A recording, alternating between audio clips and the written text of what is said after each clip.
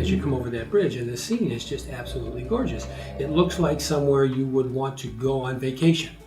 Church steeples and the hills. It's pretty amazing. But even behind that, when you look at the melding of the religions, the ethnic groups, it's just kind of neat. I grew up here, and I've always thought it was a wonderful place to live. I raised my family here. Things like the police department, the fire department, the Chamber of Commerce, they all work together to make this the community that it is. Why wouldn't you want to live here? And I absolutely love Lamont. I have from the time I came here.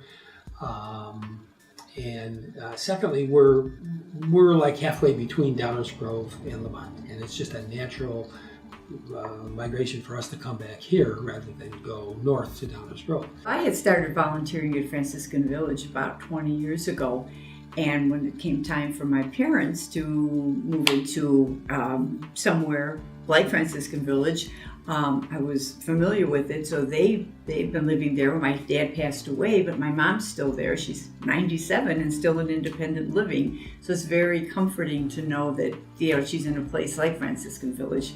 So so we still have. We don't live here, but we seem to have a lot of ties in the community right now. We're directly involved, probably the heaviest with the police department.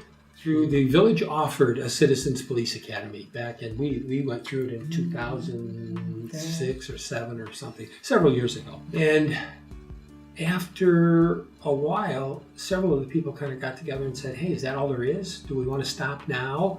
And so we formed this group called the Citizens Police Academy Alumni. And that's where we stand. Now, having said that, I checked with the village and with the police department, and Lamont is going to offer another Citizens Police Academy early in 2017. I think anyone that's kind of interested in the services that are provided by the police department, groups that feed into them and are support to the police department. It's not just patrolling that they do. We had field trips. We did get to go to Stateville and a tour. A nice place to visit, but you don't want to live there. Just the fingerprints. Just other organizations involved with police work.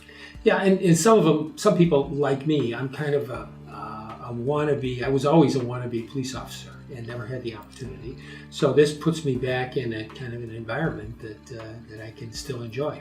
Meals on Wheels is a program that's offered by the Community Nutrition Network. It's CNN, and they provide meals for people that can't get out and can't fix meals for themselves 5 days a week. They're hot meals, well balanced.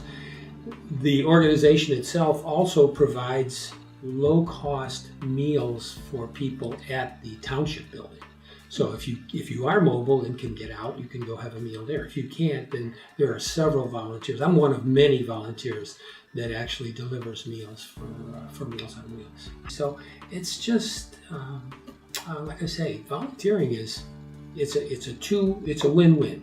It's a win for the people that receive whatever time you're willing to give them, and it's a win for you as a volunteer because of the warm, fuzzy feeling.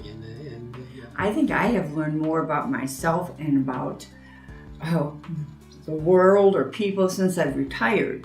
And that was 23 years ago, but the people that we've met through volunteering, one thing just kind of automatically leads to another, and you just meet such interesting people and things you never even knew existed. And so it is just a whole wonderful world out there. And for the most part, we are surrounded by other volunteers, and from that standpoint, there's some pretty darn good people.